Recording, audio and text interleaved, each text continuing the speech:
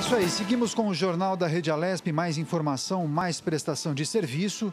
E agora chegou o momento de uma nova entrevista. Vamos falar sobre os direitos trabalhistas em meio à pandemia do novo coronavírus. Eu lembro que o ambiente de trabalho foi bem alterado em razão dessa pandemia. Algumas empresas, inclusive, aderiram ao home office para diminuir as aglomerações em escritórios e, ao mesmo tempo, permitir que as atividades continuassem a ser realizadas sem prejuízo. Enfim, esse momento acaba gerando muitas dúvidas para empregadores e também para os empregados. Vamos conversar um pouquinho disso com o doutor Paulo Hamilton Siqueira Júnior. Ele é jurista, Carol. Muito bom dia, doutor Paulo. Seja bem-vindo ao Jornal da Rede Alesp. Bom dia. Legal. Doutor Paulo, para começar o nosso bate-papo, algumas empresas aderiram ao home office, mas em alguns setores isso não foi possível. No caso do funcionário infectado e que consiga comprovar que isso aconteceu no ambiente de trabalho, eu pergunto, cabe entrar com uma ação para que a empresa pague os custos do tratamento, por exemplo? Primeiramente, bom dia a todos. É uma alegria muito grande estar aí na Rádio Alesp, esse importante veículo de comunicação.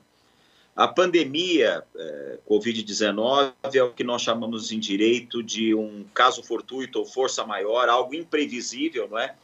Surgiu de forma repentina, de modo que todos tiveram que se adaptar, inclusive o mundo do direito, né?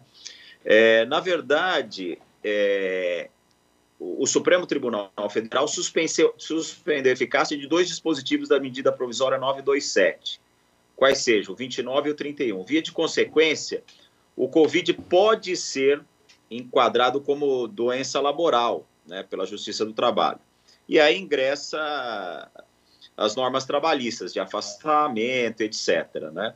Agora, essa prova é muito difícil, porque o Covid-19 ele está em todos os espaços, né? Está no ônibus, está no restaurante, no seio da família. Então, essa prova é muito difícil. A empresa deve tomar todas as medidas de prevenção, não é? Então, creio que aí estará resguardada, não é, para possíveis ações. E, doutor Paulo, a empresa, no caso de pessoas que fazem parte do grupo de risco, tanto pela idade ou por conta de alguma comorbidade, ela é obrigada a afastar essas pessoas? Como que funciona a lei nesse caso? Não existe ditame legal determinando o afastamento das pessoas que fazem parte do grupo de risco, não é? Contudo, é incontestável que esses trabalhadores devem ter uma maior atenção, né, uma atenção maior, inclusive ninguém questiona isso. Nesse sentido, uma das medidas a serem adotadas é a antecipação de férias, né?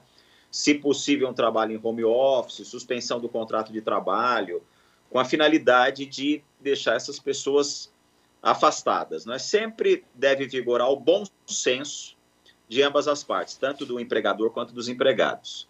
Isso eu acho que me parece fundamental nesse momento. O bom senso, as partes precisam conversar. É importante que as grandes companhias realizem assembleias com os seus funcionários. Enfim, os departamentos de recursos humanos, pessoal, precisam certamente dialogar com os seus funcionários para minimizar os impactos que são enormes. E justamente em um momento tão complicado, tão difícil, tão atípico, doutor, nós vemos algumas empresas demitindo funcionários, né? Praticamente 30%, 40%, 50% dos seus funcionários acabam sendo dispensados durante essa pandemia, especialmente em alguns setores. Quais são as proteções legais para esses funcionários que acabam entrando nesses cortes gigantescos, doutor? É a legislação trabalhista, né? O empregador tem o direito de efetuar demissões, mesmo em meio à pandemia, não é? Então, ele terá os direitos trabalhistas previstos, né, na legislação trabalhista. E, doutor, os trabalhadores que são infectados, né, pela Covid-19 precisam ficar em isolamento por 14 dias, esse é o procedimento. Nesse caso, a empresa pode descontar do salário ou esse afastamento ele é coberto? Quais são os direitos do funcionário nesse caso? Os empregados que tenham confirmado ou tenham suspeitas de Covid-19 precisam de atestado médico, não é, para que esse afastamento seja evidenciado e não tenham qualquer desconto em folha de pagamento.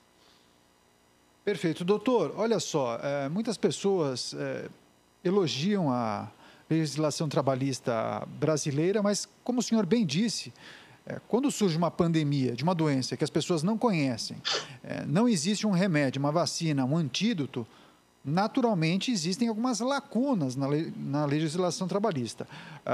Temos observado iniciativas do Poder Legislativo Federal para tentar atender as demandas dos trabalhadores, mas eu gostaria de escutar do senhor se há necessidade de uma modernização em alguns aspectos da legislação trabalhista para atender justamente essas situações de pandemia ou de calamidade pública. Não, eu creio que o direito, a sociedade evolui além do direito. Isso sempre vai acontecer. Doutor, por gentileza, eu só vou pedir a licença para o senhor um instante, que eu preciso chamar agora a transmissão da Comissão de Atividades Econômicas, que justamente vai receber o secretário estadual de Agricultura e Abastecimento, Gustavo Diniz Junqueira. Então, você acompanha agora a transmissão ao vivo desta comissão. Nós continuamos com o Jornal da Rede Alesp ao vivo no YouTube, com a entrevista com o Dr. Paulo Hamilton Siqueira Júnior, jurista, falando sobre as leis trabalhistas durante essa pandemia do novo coronavírus. Doutor, me perdoe a interrupção. O senhor pode continuar com a sua resposta, por favor. Pois não. O que nós estávamos falando sim, o direito, a sociedade evolui, não é? Então, primeiro eu tenho os fatos sociais, depois se verifica a adequação da norma. O professor Miguel Reale já falava isso, o direito é fato, valor e norma. Sem dúvida nenhuma, há uma lacuna, não é? E quem vai preencher essa lacuna são os próprios operadores do direito e possivelmente uma legislação posterior que preveja esses casos de pandemia, de calamidades, etc.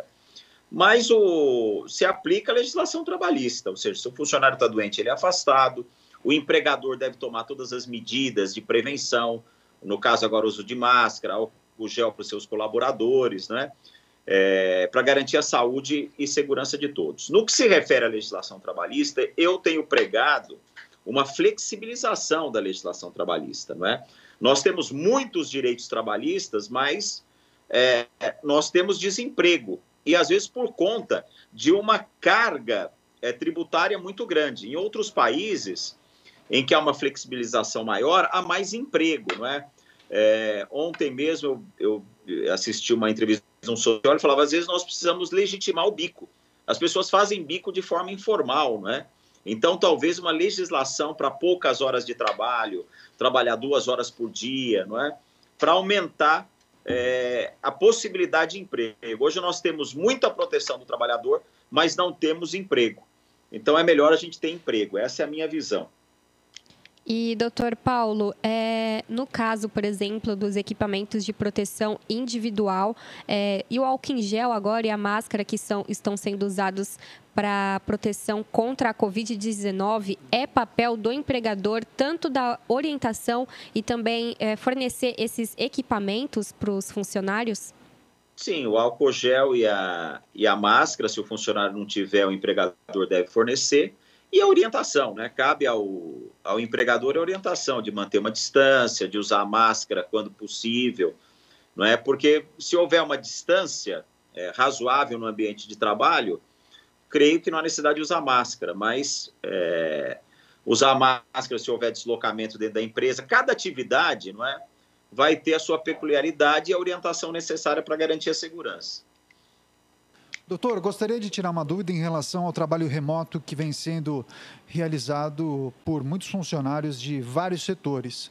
Uma vez que ele não possua todos os equipamentos necessários para realizar uma conferência ou mesmo, enfim, outras atividades demandadas pela empresa ou pela sua chefia, uma vez que ele tenha que arcar com esses custos, adquirir equipamentos eletrônicos ou contratar um serviço de banda larga para dar conta dessa demanda, enfim.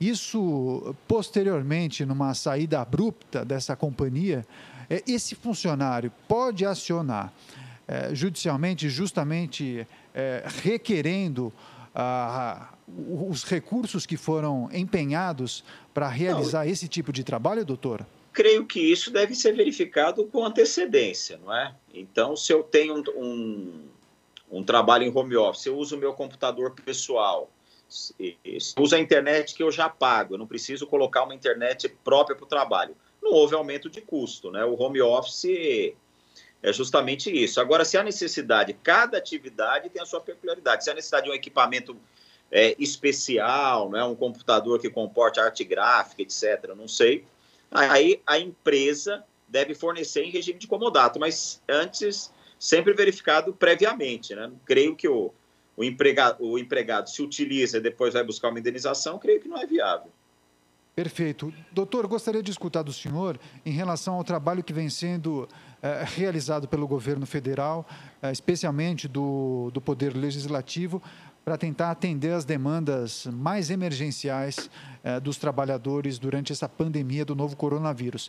Na avaliação do senhor, as medidas que vêm sendo tomadas são importantes, elas atendem às demandas da população, dos trabalhadores, ou há alguma medida mais emergencial, na visão do senhor, um jurista, um profissional que atua há tanto tempo nessa área, para tentar reduzir os impactos econômicos e trabalhistas durante essa pandemia, doutor?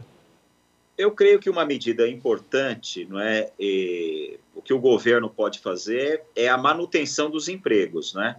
É o que todos almejam. Até empregadores e empregados, o que todos almejam é manter o seu vínculo trabalhista. E o próprio empresário também, ele quer manter aquele empregado, quer manter a sua atividade, não é? Como a queda abrupta de faturamento, o empresário fica numa situação difícil. Então, uma medida importante que se verificou foi o financiamento da folha de pagamento. Então, aquelas empresas que já tinham no banco cadastrado a sua folha de pagamento, as próprias instituições bancárias, por meio do BNDES, ofereceram um financiamento para essa folha de pagamento com carência. Isso foi crucial para a manutenção dos empregos. E as possibilidades de antecipação de férias, suspensão de contrato de trabalho. Então, creio que foram medidas adequadas. Talvez estender esse financiamento da folha, né? Isso seria importante para que os empresários tivessem um fôlego. É isso aí, informações importantes trazidas pelo Paulo Hamilton Siqueira Júnior, jurista. Falamos dos direitos trabalhistas em meio à pandemia do novo coronavírus. E, por fim, o Paulo Hamilton fez uma projeção das necessidades nessa área para os próximos meses. Doutor, muito obrigado pela gentileza em atender o nosso convite. Muito boa entrevista e já o convido para outras edições do Jornal da Rede Alesp. Muito obrigado e um grande abraço. Eu que agradeço a oportunidade, estou sempre à disposição de vocês para debater temas importantes para a nossa cidadania. Obrigado, até a próxima. Tchau, tchau. Abraço, tchau, tchau.